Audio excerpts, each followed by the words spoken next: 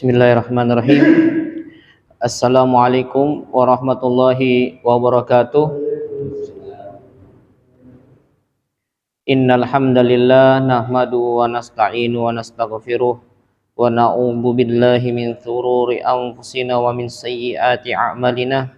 May yahdihillahu fala mudhillalah wa man yudlilhu fala hadiyalah. Rabbi shrahli sadri wa yassiril amri wahlul 'uqdata min lisani yafqahu qawli amma ba'du. Allahumma ishrah lana sudurana wa wasi' lana arzakana warzuqna ilman nafi'a. Nawaitu ta'alluma wa ta'lim wa tazakkura wa tazkir wa naf'a wal intifa wal ifada wa istifadah wa hasala tamasuki bi kitabillah wa li sunnati Rasulillah sallallahu alaihi wasallam. Hadirin yang insyaallah dirahmati Allah Subhanahu wa taala. Pertama-tama marilah kita panjatkan puja dan puji syukur kita kehadirat Allah Subhanahu wa taala, yang dimana Allah Subhanahu wa taala masih memudahkan langkah kaki kita sehingga kita dapat berkumpul di tempat yang insyaallah diberkahi oleh Allah Subhanahu wa taala. Mudah-mudahan kita semua yang hadir pada malam hari ini Allah Subhanahu wa taala kabulkan hajat-hajat kita dengan pembacaan, dengan pengajian bertabaruk atau dengan tabaruk dengan pengajian fikih ini. Amin ya rabbal alamin. Selawat dan salam tak lupa kita aturkan kepada junjungan kita Nabi besar Nabi Muhammad sallallahu alaihi wasallam yang telah menghijrahkan kita minaz zulumati ila nur, dari alam kegelapan menuju alam yang terang menerang seperti yang kita rasakan pada saat ini. Sebelum memulai pengajian ini, mungkin sama-sama kita berniat iktikaf agar lebih afdol lagi kita berada di masjid. Nawaitu i'tikafah fi hadzal masjid madumtu fihi lillahi taala. Hadirin yang insyaallah dirahmati Allah Subhanahu wa taala, melanjuti pengajian kita yang dimana pada minggu kemarin kita telah membahas selesai tentang permasalahan rukun-rukun yang ada di dalam sholat. Dan alhamdulillah setelah pembahasan rukun yang wajib-wajib atau rukun yang tidak bisa ditinggalkan di dalam sholat, kita memasuki tentang sunnah, tentang sunnanus sholah, tentang sunnah-sunnah yang ada di dalam sholat. Yang dimana pada pembahasan hari kali ini kita akan membahas tentang kitab Taqriratus Sadida fi Masail Mufidah. Sebelum kita masuk kepada sunnah-sunnah sholat ini, hadirin rahimakumullah, perlu kita ketahui bahwasanya sunnah di dalam sholat ini banyak sekali, dan bahkan tertulis aslinya itu ada sampai 500. Sebelum, saat sholat, dan setelah sholat itu mencapai angka 500. Bayangkan Pak, 500. Dan bahkan ada yang menambahkan lebih dari 500, 800 sunnah yang ada. Dan bahkan ada lagi menambahkan, meriwayatkan lagi sampai 1000. Luar biasa, banyak sekali sunnah-sunnah yang ada dalam sholat ini, yang diriwayatkan oleh para sahabat. Dan sunnah ini hadirin rahimakumullah afdalul faraid, dan kewajiban yang diwajibkan, sebaik-baiknya kewajiban yang diwajibkan kepada kita adalah sholat 5 waktu. Kemudian sebaik-baiknya sunnah yang dianjurkan kepada kita adalah an-nawafil, sholat nawafil, sholat sunnah atau sunnah-sunnah yang ada di dalam sholat. Kemudian wa fi fadliha qallallahu ta'ala fi hadisil qudsi, sampai-sampai ada hadis qudsi yang menyampaikan kepada kita hadirin rahimakumullah, man adali waliyan faqad adzantuhu birhaq. Jadi Allah Subhanahu wa taala berfirman melalui lisan Nabiullah Muhammad sallallahu alaihi wasallam, barang siapa yang memusuhi kekasihku, faqad adzantuhu birhaq, maka saya akan terang-terangan memeranginya. Wa ma taqarraba ilayya 'abdi bi syai'in ahabbu ilayya mimma aftaratu alaihi. Wa ma taqarraba ilayya 'abdi, dan tidaklah seorang hamba yang mendekatkan diri kepada Allah Subhanahu wa taala dengan menjalankan segala kewajiban-kewajiban. Wa la yazalu 'abdi yataqarrabu ilayya bin nawafili atta uhibbahu, dan tidaklah seorang hamba yang menjalankan atau mendirikan sunnah-sunnah sampai Allah Subhanahu wa taala mencintainya. Jadi ketika ada seorang hamba yang mendirikan sunnah-sunnah tersebut, maka Allah Subhanahu wa taala pasti akan mencintainya. Fa idza ahbabtuhu dan apabila aku telah mencintainya, kata Allah Subhanahu wa taala, kuntu sam'ahu alladhi yasma'ahu, pendengarannya akan menjadi pendengaranku, wa basarahu alladhi yubsiru bihi, penglihatannya akan menjadi penglihatanku. Ini kias Pak ya, bukan berarti wa yadahu alladhi yabtashu, begitu juga tangannya akan menjadi apa yang saya punya, wa rijluhu allati yamshi bihi, dan kakinya melangkah, seakan-akan semua anggota tubuhnya dinaungi oleh Allah Subhanahu wa taala bagi hamba yang senantiasa menjalankan sunnah-sunnah. Wala in sa'alani, dan apabila seorang hamba yang menjalankan sunnah-sunnah tersebut, yang istiqomah dengan sunnah-sunnah tersebut, wa iza sa'alani, apabila dia meminta kepadaku, la'u'tiyannahu, pasti akan aku berikan, kata Allah Subhanahu wa taala. Wala ista'azani, dan kalaupun dia memohon perlindungan kepadaku, la'u'izannahu, dan pasti akan aku beri perlindungan kepadanya. Ini sangat luar biasa hadirin rahimakumullah. Sangat pentingnya kita menjalankan yang namanya sunnah. Apalagi pembahasan kita sunnah di dalam sholat ini sangat penting. Mengapa hadirin rahimakumullah? Karena kelak kita di hari akhir nanti, yang pertama kali dihisap itu apa? Sholat. Sholatnya dulu dihisap, baru amal-amal yang lain. Kalau sholatnya selesai dihisap, baru dihisap dengan amal-amal yang lain. Tetapi apabila sholatnya belum, maksudnya tidak ada sempurnanya amalnya, bukan sempurna dalam arti tidak lengkap kayak gitu, maka amal-amal yang lain itu tidak akan diterima. Jadi yang pertama dulu sholat. Nah, sunnah-sunnah yang ada di sholat ini hadirin rahimahullah, atau sunnah-sunnah atau sunnah baik sholat sunnahnya dan sebagainya, ini sangat pengaruh betul terhadap ukhrawiyah seorang hamba. Mengapa hadirin rahimahullah? Karena ketika kekurangan di dalam sholat, nah inilah sholat sunnah ini yang akan menempel, yang menambal kekurangan kita. Karena Allah Subhanahu wa taala perintahkan kepada para malaikat, unzuru ila abdi, lihat kepada hambaku. Apakah ada dari sholat sunnah yang dia kerjakan ketika sholat wajibnya kurang misalkan, atau ada yang lupa ia kerjakan, atau sempat dia tidak kerjakan, kata Allah Subhanahu wa taala perintahkan pada malaikat, lihat apakah dia pernah mengerjakan sunnah-sunnah. Kalau ada dia pernah kerjakan sunnah-sunnah tersebut, maka tampal kekurangannya tersebut dengan kesunahannya. Maka dari itu sangat penting sekali kita menghadirkan sunnah-sunnah ini ketika kita menjalankan ibadah wajib ini atau sholat maktubah. Kemudian hadirin rahimakumullah, aqsamus sunan. Jadi para ulama membagi sunnah yang ada di dalam sholat itu menjadi tiga. Ada tiga. Yang pertama sunan qoblas sholat, adanya sunnah sebelum sholat yang pertama. Sebelum sholat kan banyak, ada seperti azan, iqomat, kemudian menggunakan siwak dan lain sebagainya. Kemudian yang kedua adalah as-sunan asna'is sholah. Ada sunnah ketika dijalankan ketika sholat. Ketika kita sholat ada sunnah-sunnah yang dianjurkan kepada kita. Dan kemudian sunnah yang di dalam sholat ini hadirin rahimakumullah terbagi lagi menjadi dua. Ada ab'ad, ada hayat. Ab'ad itu apa? Hayat itu apa? Nanti ada dijelaskan. Kemudian yang ketiga adalah sunnah setelah sholat, seperti zikir, duduk sebentar, sejenak dan lain sebagainya. Nah, adapun sunnah ab'ad ini adalah sunnah yang apabila kita tinggalkan hadirin rahimakumullah, maka kita dianjurkan untuk sujud sahwi. Sedangkan hayat itu tidak dianjurkan kita untuk sujud sahwi. Dan dinamakan ab'ad memang hampir menyerupai rukun, Adapun ab'ad ini banyak, ada tasyahud awal itu ab'ad. Kemudian kunut yang kita baca setiap salat subuh, kalau kita tidak baca maka dianjurkan kita untuk menggantinya dengan sujud sahwi. Kemudian ada lagi as-salawatu ala ali Muhammad, keluarga selawat kepada keluarga Nabi Muhammad di tasyahud akhir. Apabila kita tinggalkan maka kita dianjurkan untuk sujud sahwi. Kemudian hayat, wahiyya lati la yutlabu sujud sahwi idza taraka wa hiya baqiyu sunan ghairu ab'ad. Jadi semua sunnah selain ab'ad tadi, yang kunut, tasyahud awal, selawat Nabi yang sering kita kerjakan, itu namanya hayat.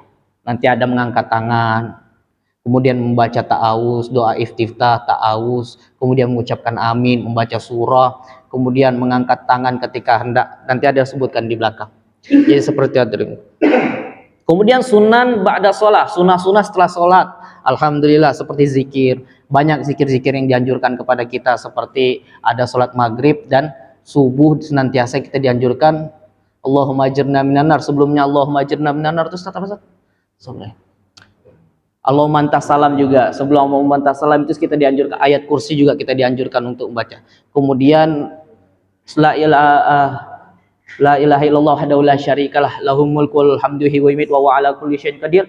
Itu juga sebanyak 10 kali kita dianjurkan untuk baca.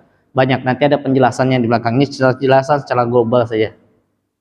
Adapun penjelasan secara detail hadirin rahimakumullah, yang pertama yang masuk kita adalah sunnah-sunnah sebelum sholat. Nah, sunnah-sunnah sebelum sholat ini yang pertama adalah azan. Jadi ketika hendak melaksanakan sholat, apalagi yang wajib, disyariatkan namanya azan. Dan azan ini lugatan al-i'lan, secara bahasa adalah mengumumkan. Atau kalau berarti kita mensyiarkan. Atau dalam arti kita kayak memberitahu bahwasanya waktu sholat telah masuk. Wa syar'an zikrun maksud matlub li sholin maktubah as-salatan alal a'yan. Jadi ini zikrun maksus adalah ucapan yang tertentu yang disebutkan untuk memberitahu bahwasanya waktu sholat telah masuk, yaitu waktu sholat yang wajib. Zikr maksus di sini apa? Yang khusus, lafaz yang mahfuz seperti Allahu Akbar sampai terakhir.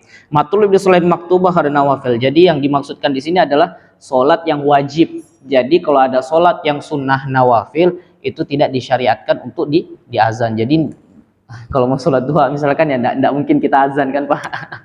Atau mau sholat witir misalkan tidak mungkin kita azan. Nanti ada namanya azan, nanti ada nama iqomat, nanti ada namanya nida. Nah kalau nida ini cuma kayak panggilan, kayak as-salatu tarawih rahimakumullah. Nah itu yang kita disunahkan. Kemudian as-shalah kharajabi al-manzurah wa ya wajib walakin al-wujub li arid fala yu'azzin laha.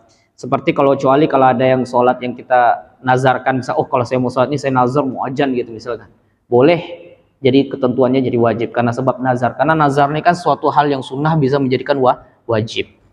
Kemudian alal a'yan ini berarti apa? Fardu ain, karena sholat-sholat yang menjadi tanggungan setiap orang gitu. Seperti sholat maktubah, sholat 5 waktu, bahkan disyariatkan namanya azan. Dan apa fadilah azan ini hadirin rahimakumullah? Kenarnya ini hadirin rahimakumullah, Rasulullah sallallahu alaihi wasallam pernah bersabda, "Lau ya'lamun nas ma fin nida wa saful awal." Seandainya manusia tahu apa fadilah azan dan di saf pertama dan azan ini, pasti orang tuh pasti berebutan. Beliau sampaikan kepada dia kan istahamu itu sampai mengadakan undian gitu. Seandainya mereka tahu, Pak. Jadi kalau di saf pertama kalau bisa kalau datang tidak terlambat, cepat ada, tidak kesibukan, kalau bisa di saf awal karena fadilahnya luar biasa. Begitu juga adzan. Kalau bisa, Pak, kalau ada memang kesempatan bisa azan, Pak. Fadilahnya luar biasa. Apalagi disampaikan ini. Qala Allah Ta'ala wa man ahsanu qawlan mimman da'a ilallah wa amila shalih wa qala innani minal muslimin. Qalat Sayyidatul Aisyah radhiyallahu anhu ara hadhil ayat nazalat fil muazzinin. Bahwasanya wa qala sallallahu alaihi wasallam yughfaru lil muazzin muntaha azani. Bahwasanya muazzin yang azan itu senantiasa dosanya dihapus selama dia azan, Pak.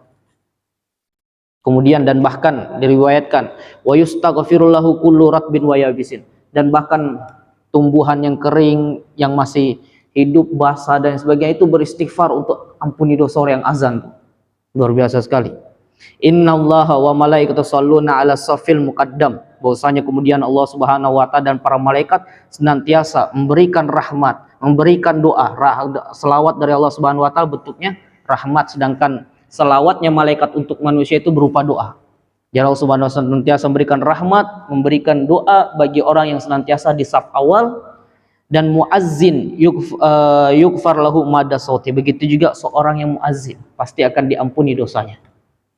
Wa sadaqa man sami'a mirat min wa yafsir walahu ajru man shalla ma'hu. Nah, ketika ada orang yang azan, maka fadilahnya hadirin rahimakumullah, dia akan mendapatkan pahala seperti orang yang sholat bersama. Berarti sudah dia dapat sholat berjamaah, dia dapat pula fadilah azan. Dan pahalanya itu seperti sholat berjamaah, seperti orang yang sedang sholat. Wal muazzinun atwalun nas a'nakan yaumal qiyamah. Kemudian Rasulullah SAW kabarkan kepada kita bahwasanya orang yang senantiasa azan semasa hidupnya, senantiasa memandangkan azan, nanti di hari kiamat tuh Pak lehernya panjang. Maksudnya apa? Memiliki tanda khusus gitu. Oh, otomatis bukan berarti lehernya panjang macam jerapah gitu. Enggak. Ini cuma kiasan bahwasanya ada alamat orang senantiasa azan di hari kiamat gitu, memiliki kedudukan yang luar biasa. Karena apa? Senantiasa azan. Bilal bin Rabah, azannya Rasulullah SAW, senantiasa melaksanakan tahiyat, bukan hanya tahiyatul bukan tahiyatul masjid ini, salat sunnah ba'dal wudu, setelah wudu. Itu sandalnya duluan masuk surga, Pak. Duluan masuk surga, orangnya belum. Dengar sandalnya di surga. Jadi luar biasa hadirin yang mulia, fadilah azan ini. Jadi mulai sekarang ya jangan, kalau bisa ya siapa saja masuk ke masjid kemudian waktu azan telah masuk, kalau bisa azan silahkan azan. Tetapi ada syarat-syaratnya juga tertentu dalam melantunkan azan. Kemudian yang kedua adalah al-iqamah. Yang disunahkan lagi adalah setelah azan, sebelum kita melaksanakan sholat, ada yang disunahkan namanya iqamah. Iqamah adalah qomat. Zikrun mahsul matul inhadil hadirin li sholatil maktubah. Jadi untuk memberitahu hadirin yang ada dalam masjid untuk bersiap-siap berdiri untuk melaksanakan sholat.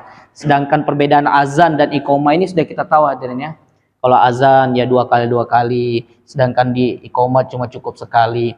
Kalau di azan disunahkan kita namanya apa? Menghadap kiblat, sedangkan di iqamah kita menghadap sama imam gitu. Atau di dalam azan misalkan itu boleh dipanjang-panjangkan, sedangkan qomat nggak boleh, Pak. Jangan qomatnya seperti azannya, nggak sholat nanti. Wal hikmatu minal azan. Jadi ulama menyampaikan kepada kita apa hikmah dari azannya sebenarnya. Hikmah dari azan pertama adalah i'lan bidukhulil waktu. Jelas azan untuk memberitahuan kepada orang-orang bahwasanya waktu telah masuk. Jadi harus diketahui dari ulama. Jadi tidak boleh azan sebelum waktunya masuk. Bahaya. Pernah kejadian puasa kemarin itu, satu provinsi itu batal puasanya, Pak. Karena apa? Gara-gara penyiarnya salah nyiarkan di televisi di Malaysia kemarin. Menyiarkan waktu buka. Kan sama aja azan tuh kan. Buka itu tidak salah 5 menit sebelum buka atau 10 menit sebelum buka kayak gitu. Jadi apa? Satu provinsi batal. Kan bayangkan itu, Pak. Makanya harus kehati-hatian kita dalam menentukan azan ini luar biasa, apalagi maghrib gitu. Tidak apa-apa Pak, telat 1 menit 2 menit tidak apa-apa. Yang penting yakin. Tapi kalau Bapak tidak yakin misalkan, oh ini masuk sudah kapas sudah ya, di jamnya rusak apa enggak, tunggu aja dulu, Pak. Lihat jam, aplikasi dan sebagainya. Harus lihat, perhatikan. Karena ini apalagi jam-jam begini nih, kalau mati lampu harus restart lagi. Jadi harus tambah ini, ada dilihat nih kan, jadi enak disambungin. Karena bahaya sekali, takut nanti orang berpuasa melihat apa waktu, ya udah puasanya batal walaupun dia mendapatkan pahala puasanya tetap, tetapi apa sahnya puasa tidak didapatkannya. Jadi betul-betul dalam mengumumkan waktu sholat ini adalah betul-betul kita mengetahui namanya waktu sholat masuk. Kemudian hikmah kedua adalah ad-da'wa ilal jamaah, mengajak kita senantiasa berjamaah. Kemudian i'lan bimaudil jamaah, mengumumkan juga bahwasanya ketika azan dilantunkan bahwasanya oh di sini ada jamaah, ada salat jamaah yang akan dilaksanakan. Kemudian izharu syiarul Islam, juga mensyiarkan namanya agama Islam. Ya kita kadang kalau kita alhamdulillah lingkungan kita orang-orang Islam ya Pak.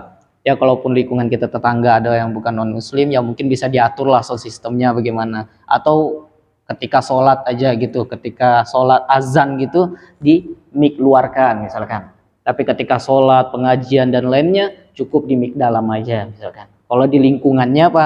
Lingkungan yang bercampur. Tetapi kalau Islam semua ya luar aja. Tersinggung.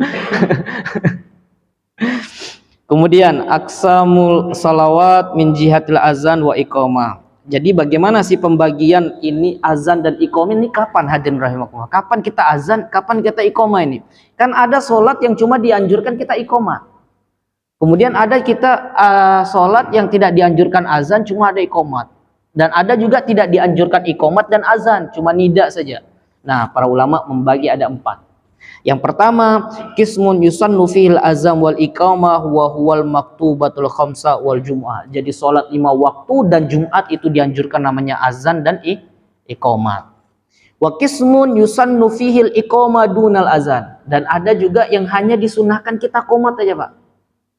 Jadi tidak perlu azan gitu.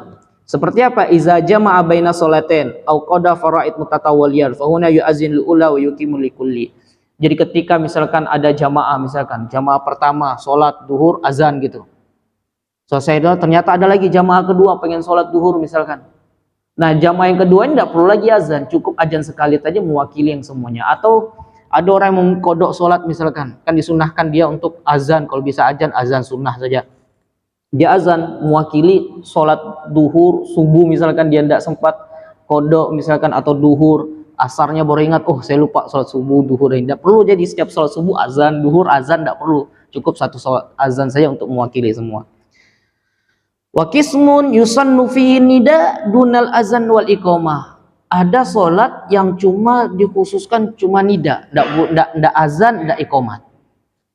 Seperti apa? Wa huwa fin nawafil allati tushra'u fihal jamaah, yaitu salat sunnah yang disyariatkan untuk berjamaah. Seperti apa? Salat Idul Fitri, salat Idul Fitri, Idul Adha, khusufen, salat gerhana matahari dan gerhana bulan. Itu kan salat seperti as-salatul Id rahimakumullah, as-salatul Idul Fitri rahimakumullah, tidak perlu lagi iqamat. Atau dalam salat jenazah itu kan selalu kita dengar itu kan, Pak. Karena jenazah ya betul-betul tidak ada komatnya, tidak ada azannya. Al-salatul jamaah ala hadal mait rahimakumullah, itu namanya nida, namanya panggilan gitu. Kemudian yang keempat, qismun la yusannu fihil azan wala iqama wala nida. Salat yang tidak disyariatkan, disunahkan kita azan, tidak disunahkan kita iqamat, tidak disunahkan juga kita nida, yaitu salat apa? Nawafil allati la tusyra fiha jamaah. Salat sunnah yang tidak dianjurkan untuk berjamaah, seperti salat duha yang tidak perlu bapak qomat lagi, atau mau berjamaah tidak perlu lagi bapak ngajak lagi as-salatu jamaah, kecuali di dalam salat taraweh dan salat witir. Itu dianjurkan kita apa? Untuk an-nida, mengajak untuk berjamaah. Begitu juga salat rawatib, tidak perlu qobliyah ba'diyah itu Pak pakai apa? Pakai qomat maupun pakai nida, tidak perlu. Begitu juga sholat duha dan lain sebagainya. Hukmun azan wal iqamah. Jadi hukum, sekali lagi saya sampaikan, hukum azan dan iqamah ini adalah sunatan muakkadan fi jum'ah wal khamsul maktubah. Jadi hukumnya adalah sunnah muakkad, Pak. Sunnah yang sangat anjurkan. Wakila innal azan fardun kifayah fil jum'ah wa sunnatul maktubah. Tapi walaupun ada sebagian mengatakan bahwasanya azan ini fardu kifayah, pada Jumat dalam sholat Jumat ini fardu kifayah saja. Wa sunnatun fil maktubah, dan sunnah dalam salat 5 waktu. Dan ini hanya ada yang sebagian mengatakan, tapi tetap yang muktamad adalah mengatakan bahwasanya azan dan iqamat ini adalah sunnah yang muakkad. Kemudian selain salat boleh azan enggak? Boleh. Di luar salat boleh azan? Boleh. Contohnya seperti apa? Mahmum misalkan. Lagi keadaan misalkan mahmum, masru, gadban, lagi keadaan marah misalkan, ada orang berkelahi, azanin aja. Ada orang pingsan misalkan, azanin. Atau ada orang lagi marah gitu, azanin. Kalau tidak bisa azan ya sudah pakai salat dom, sallallahu Muhammad, sebab tersentuh kan Pak hatinya. Karena saya di Mesir itu kalau orang berkelahi itu sallallahu Nabi Muhammad, jadi lari Allah sallallahu, adem hati mereka. Dan saya pun tidak percaya masa sih peselawat bisa ngeleraikan orang berkelahi. Ya pernah saya di bis itu. Jadi orang bertengkar gara-gara kursi. Kan ada yang duduk, ada berdiri. Duduk, berdiri. Akhirnya begini, saya duluan, siapa begini-gini, kelahi gara-gara kursi gitu. Akhirnya apa? Satu orang bilang, bus, sallu ala Nabi, bilang, selawat sama Nabi. Sallu ala Nabi, sallu ala Nabi. Akhirnya apa? Tidak kelahi, pelukan, maafan. Oh. Jadi saya pernah tes sama teman saya, bukan marah, tambah marah. Ya karena tidak paham, karena mungkin faktor pertama tidak paham selawat satu. Ya kalau orang yang paham selawat pasti dia mengesampingkan marahnya dulu, berselawat kepada Nabi. Ya kalau orang tidak paham selawat ya pasti tambah marah ya. Dan kalau selawat tidak mumpan, coba pakai azan Pak kalau ada orang marah. Wa min asa'a khuluqu min insan. Begitu juga kalau ada orang yang jelek, buruk perilakunya, misalkan buruk betul perilakunya nih, mengacau betul misalkan, mengganggu dan lain sebagainya, coba diazanin katanya. Kata para ulama disunahkan untuk diazanin. Coba azanin. Begitu juga kalau misalkan di Idul Adha misalkan, kalau ada sapi yang liar tidak bisa tenang, coba azanin katanya. Wal bahimah, kalau ada hewan tidak tenang, coba azanin. Siapa tahu tenang. Coba aja coba. Saya belum coba. Wa indal harik, nah ini sering terjadi nih, ketika ada kebakaran Pak, tetangga dekat rumah itu kalau bisa diazanin, karena melihat musibah dianjurkan disunahkan kita untuk mengazan. Kalau bisa di tempat tinggi, di loteng gitu, tangga yang ada loteng azan. Siapa tahu dengan melantunkan azan Allah Subhanahu wa taala memudahkan untuk memadamkan api tersebut. Wa inda tagul gailan ai tamarrud jin, begitu juga Pak. Kalau ada yang kerasukan diazanin. Ya, berani aja Pak, enggak apa-apa. Kalau saya waktu masih alia itu stop, ada tiba-tiba saya di jalan, kenapa orang kerasukan dia, Dek, kerasukan. Pas lagi pakai sarung, coba azanin. Pas saya azanin dicekik saya Pak.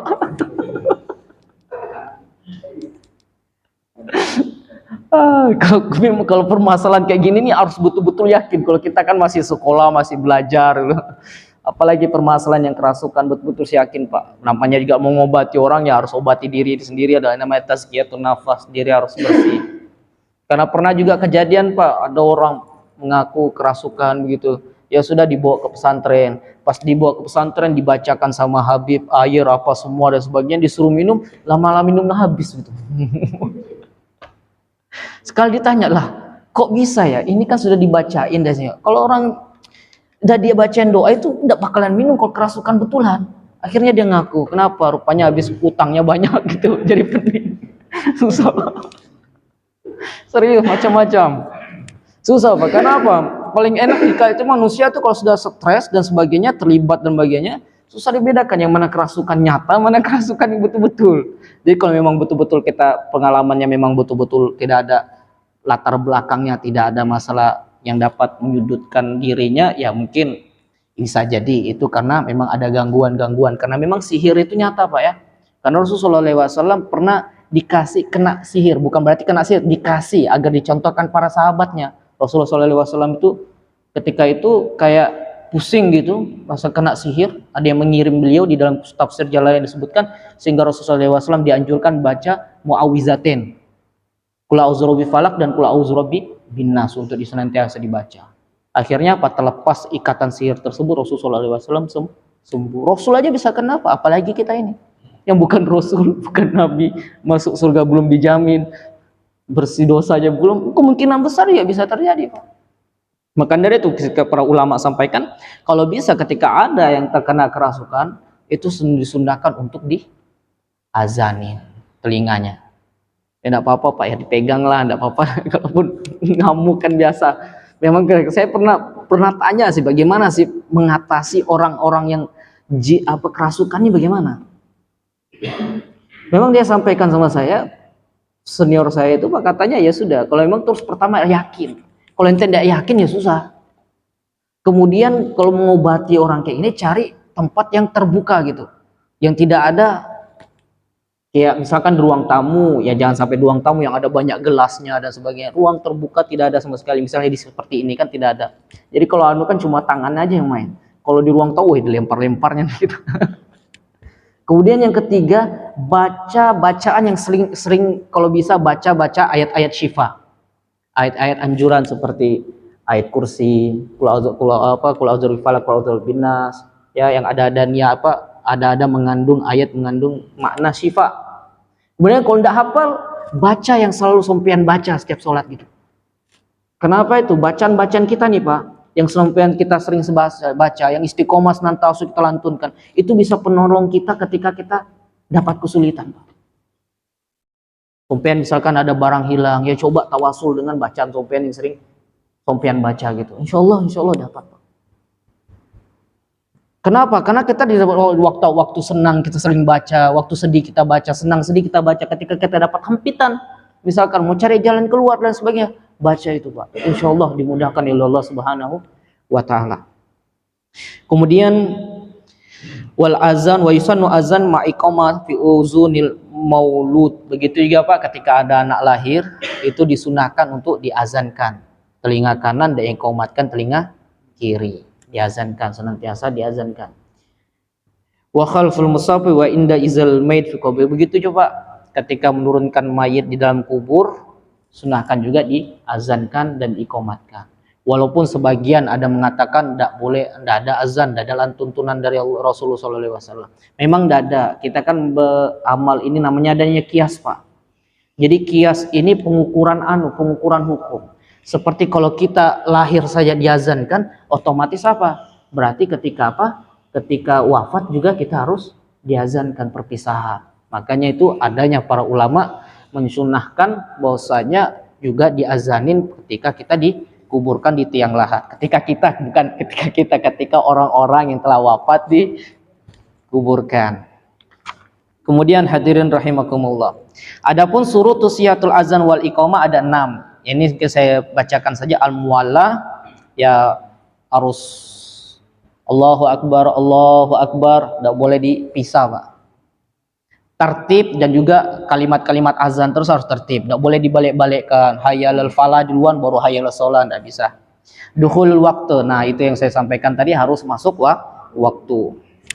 Wa huwal azanul awwali subhi wa waktu muhtasifil lail wa afdal ma'dukhul waktu. Jadi harus masuk waktu sholat, kecuali ini yang harus kecuali di dalam sholat subuh.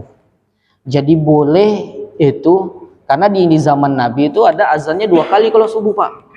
Kalau subuh waktu berhenti untuk makan, istilahnya waktu imsak lah, untuk berhenti dulu sebelum jam-jam 3, kalau itu jam-jam 3 lah azan pertama, kemudian azan kedua pas waktu masuk. Zaman Rasul seperti itu. Nah boleh juga kalau Bapak mau tes di sini.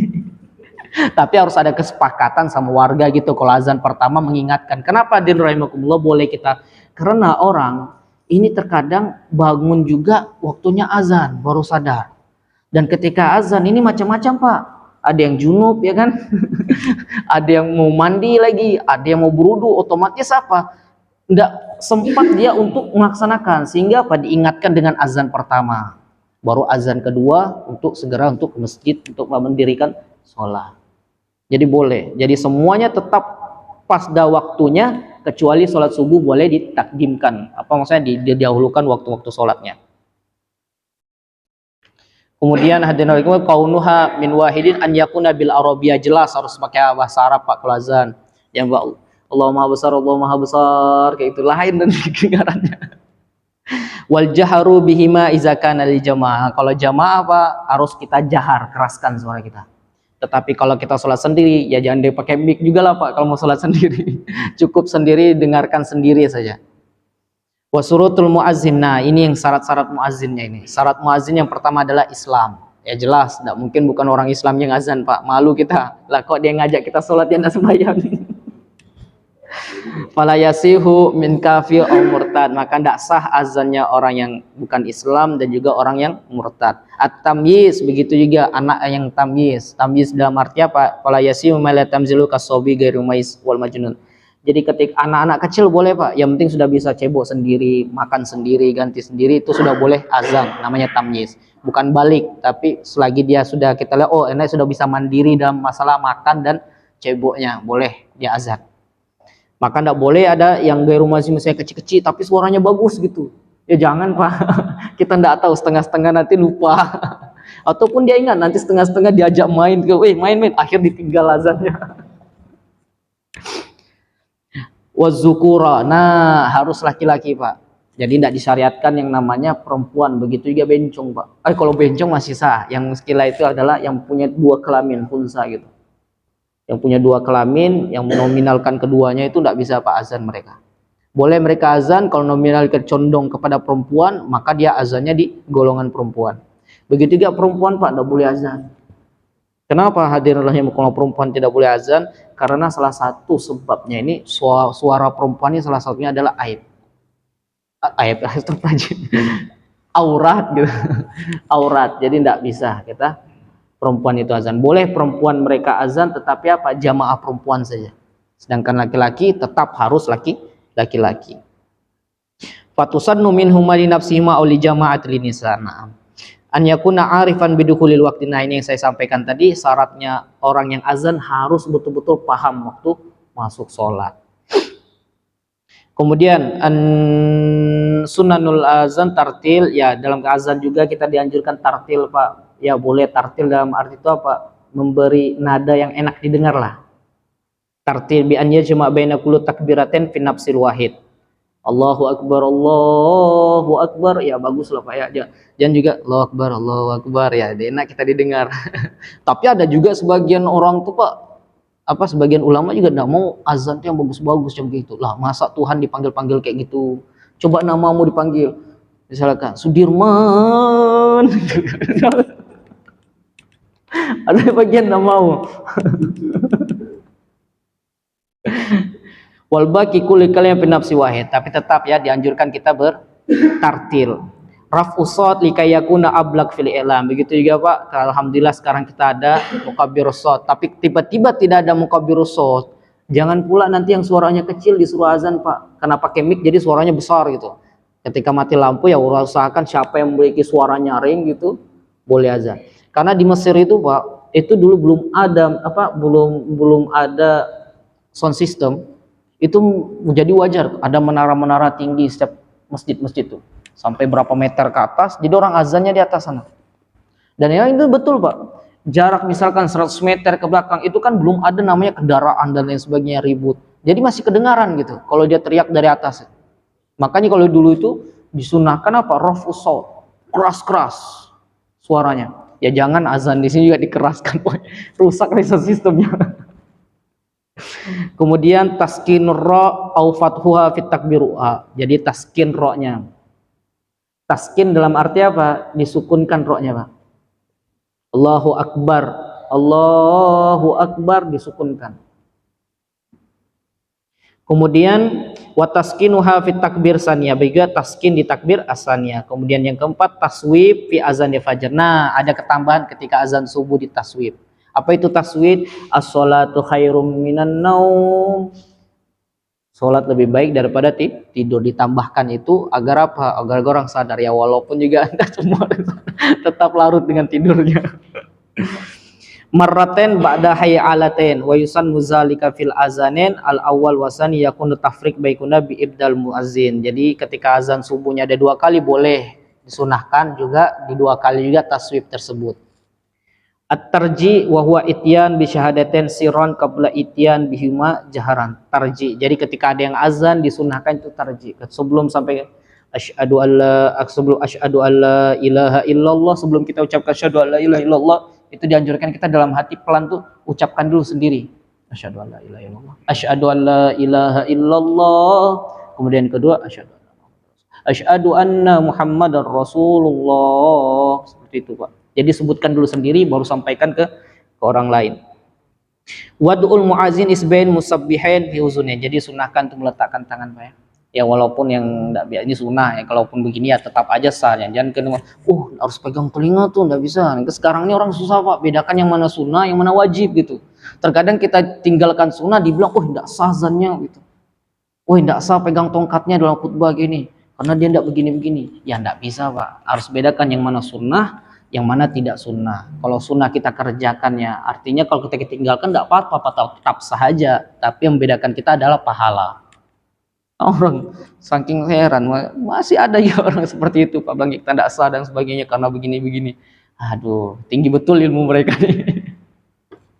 Kemudian iltifat indah hailatan fi azan wa iqamah aja. Hayya 'alas shalah menghadap ke kanan, hayya 'alal falah menghadap ke kiri. Shima Hasan hayal falah. Al ijabah minal mustami'i fil azan wa iqamah walau min junubin. Jadi ketika azan dikumandangkan, maka dianjurkan bagi kita yang mendengar itu menjawab Pak. Menjawab. Ketika menjawab dan juga ketika kita mendengar lagi duduk-duduk ada orang ajam, itu disunahkan kita tuh melihat orang yang azan tuh Pak. Disunahkan kita lihat. Baru lebih fokus dalam menjawab gitu. Sunahkan. Kemudian ketika menjawab, makanya perempuan itu tidak boleh azan Pak. Kenapa? Karena disunahkan untuk melihat orang yang muazin. Lah kalau perempuan ini nanti satu masjid lihat perempuan. Al-ijam mustamil azim an yaqula ba'da sama'ati syahadat saniyah wa ana asyhadu anna Muhammad Rasulullah radina billah rabba wa bi Muhammad nabiy wa bi islami dina. Begitu juga ketika kita mendengar tasyahud itu Pak, mengucap asyhadu alla ilaha illallah atau syahadat yang kedua asyhadu anna Muhammad Rasulullah, kita dengar kita jawab asyhadu anna Muhammad Rasulullah radina billahi rabba wa bi Muhammadin nabiyya wa bi islami dina. Jadi disunahkan kita mengucapkan tersebut. Begitu juga hayya 'alas shalah, maka kita dianjurkan la haula wala quwwata illa billah. Begitu juga hayyal falah, sama. An yaqulal mujib inda taswib.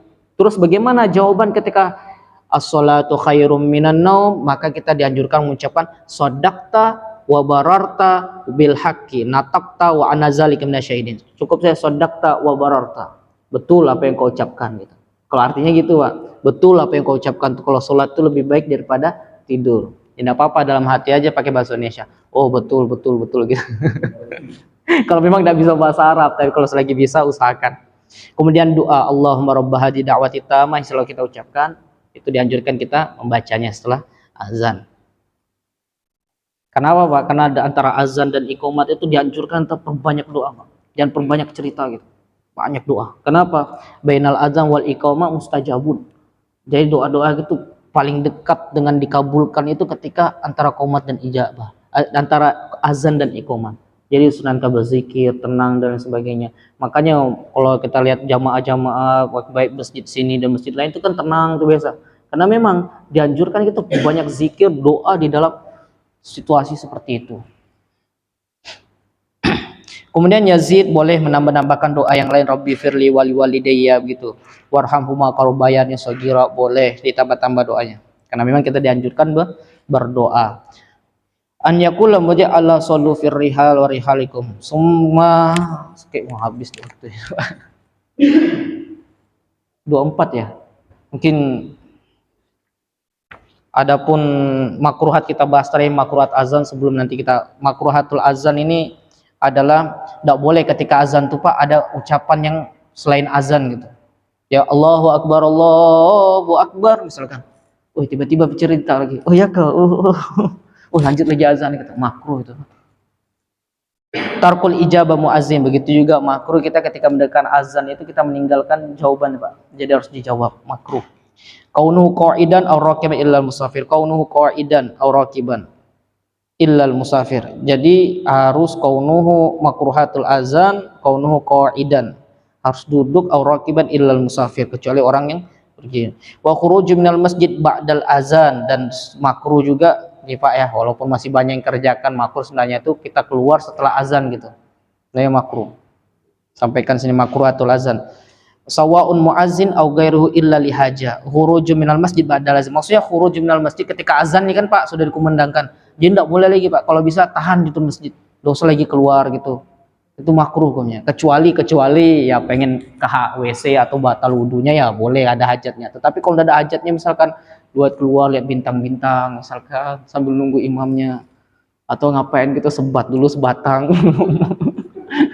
Makruh Pak, karena sudah di dalam ya ngapain lagi keluar, sampean sudah di tempat yang bagus lah ngapain lagi keluar. Dari karena orang mukmin itu masjid ini bagaikan orang anu Pak apa? Bagaikan ikan di dalam air. Jadi maunya di dalam gitu, ciri khas orang mukmin. Ketika keluar tuh susah. Jadi ketika azan kalau bisa itu kita di dalam masjid, jangan lagi keluar. Mungkin cukup sekian yang dapat saya sampaikan. Mungkin ada pertanyaan 1-2 pertanyaan. Gimana mungkin di luar tema nih tadi menyikapi kita kan berdampingan dengan tangga yang cukup bagus. Iya. Menyikapi ada sebagian orang Muslim salam juga kita ada cara itu wajib dijawab atau tidak dijawab. Iya. Yang kedua menyikapi sekarang zaman kita ini ada banyak demo dan bagaimana hukumnya takbirnya orang demo. Iya kan demo kayak membawa perang, Aslinya pernah takbir tapi bukannya menambah kesejukan, tapi menambah kepanasan.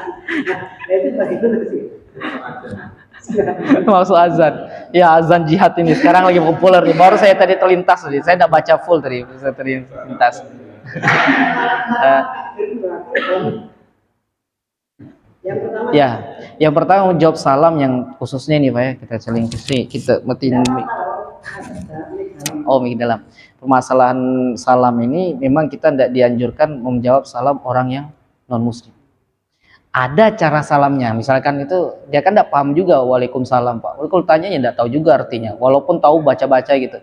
Ada tata caranya yang mengartikan bukan artinya kenapa kita mendoakan waalaikumsalam dan keselamatan juga bagilah. Ya nyamannya aja.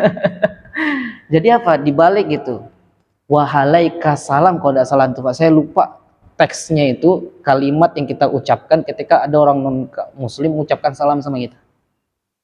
Karena ini ritual kita tidak bisa gitu. Ketika mengucap salam. Jadi kita sama muslim harus mendoakan sama muslim. Kita bertoleransi tetapi tidak di dalam masalah ibadah. Karena salam ini kan termasuk dari ibadah. Jadi kita tidak ada toleransi dalam ibadah. Jadi ada teksnya itu di Fathul Muin disebutkan, saya lupa itu Pak. Stop aja misalnya. Assalamualaikum, maksudnya itu dalam artinya itu ya walaupun ya kebinasaan bagi kalian kayak gitu. Emang pernah dengarkan Ustaz kan kayak gitu. Nantilah kalau di pesantren tak kasih teksnya Ustaz, saya cari ambil di Fathul Muin nanti teks-teks yang ketika orang non muslim menjawab mengucapkan salam sama kita. Kalaupun tidak bisa, kalau bisa ucapkan saja waalaikum kayak gitu. Waalaikum sama aja. Alaika titik-titik kayak itu saya. Atau bisa ditahan jangan dijawab gitu. Atau mungkin karena untuk menyerahkan hati tidak usah jangan dijawab. Karena apa? Maksud dalam arti ini ya diamkan aja ketika dia mengucap waalaikumsalam ya ucapkan amin gitu. Jangan doakan kita ya kita ucapkan amin. Karena ya tidak mungkin juga kita mau pakai ritual dia ketika mencapai keselamat. Ya enggak kan, karena selagi ini namanya juga ritual kita salam, jadi kita tidak bisa mencampur adukan di dalam urusan beragama. Kemudian masalah takbir Ustaz. Takbir ini pernah ada yang tanya juga sama saya Ustaz. Tapi jawab dulu. Jadi saya takbir. Ini kan permasalahan demo. Nah, demo ini dilihat dulu. Yang kita demo ini siapa? Iya kan? Sama-sama muslim. Memang benar, takbir ini namanya apa? Insyadun nasyad gitu. Menimbulkan semangat gitu. Nah, ketika demo yang ditujuankan untuk suatu hal ya sebaiknya ditinggalin, jawab ya Allahu Akbar gitu. Karena sekarang juga walaupun juga sesama ya memang betul menyambatkan takbir.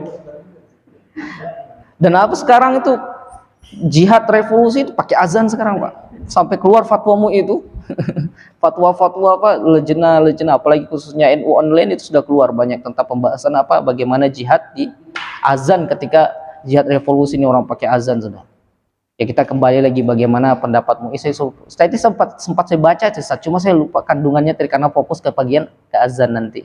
Mungkin nanti ada lagi Pak.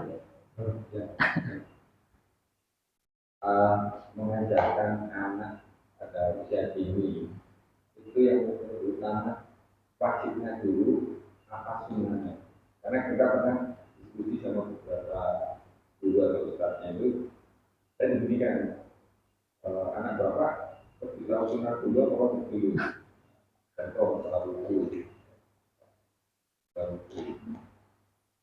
terus yang kedua pernah kita di suatu daerah di dengan Aden dan hijau kita masyarakat sholat dulu, jadi Aden lagi itu terus yang ketiga Aden itu apakah disunahkan wudhu atau enggak? Azan Ya, orang yang anu ya, kan ada yang mengatakan apa? iya. Ya, Jadi hukum pertama yang gampang itu dulu Pak ya, masalah azan dalam keadaan hadas ini tidak berwudu itu makruh. Makruh otomatis apa? Sah aja azannya, tetapi makruh kalau sampean berwudu lebih afdol gitu. Kemudian permasalahan ngajarkan, kalaupun anak ini kan Ridho mungkin pengalamannya ngajarkan anak, ini permasalahannya di anaknya ini kan di sekolah. permasalahan kalau kita ngajarkan sini memang dari nol, dari nol, tidak paham sama sekali masalah berudu, ya sudah kita pakai tertib, namanya tertib di dalam fikih. Tertib dalam fikih itu apa? Kan dijelaskan yang wajib dulu. Otomatis apa Pak? Nanti apa? Timbul nanti ketika dia dewasa, kalau dia belajar misalkan yang mana diikuti aja, ikuti orang tua gitu semua. Nanti apa? Ketika dia kebelet waktu sholatnya, akhirnya apa? Dia tetap menjalankan yang sunnah-sunnahnya begitu. Menjalankan sunnah-sunnahnya hingganya apa? Dia ketinggalan waktu. Jadi kalau memang belum ada diajarkan sama sekali, itu baiknya itu diajarkan yang wajib dulu. Kemudian pelan-pelan sudah dia mengetahui wajib, nah ini boleh sompean tinggalkan, boleh dikerjakan. Tapi kalau sompean kalau nak kerjakan, ini luar biasa dapat hadiah dari Allah Subhanahu Wa Taala. Anak-anak kalau pahala tidak paham, kalau hadiah paham. Mungkin cukup sekian azan. Mungkin Ustaz itu mungkin di pondok nanti tak kasih kalimat Ustaz ya, jawab salam itu. Assalamualaikum warahmatullahi wabarakatuh.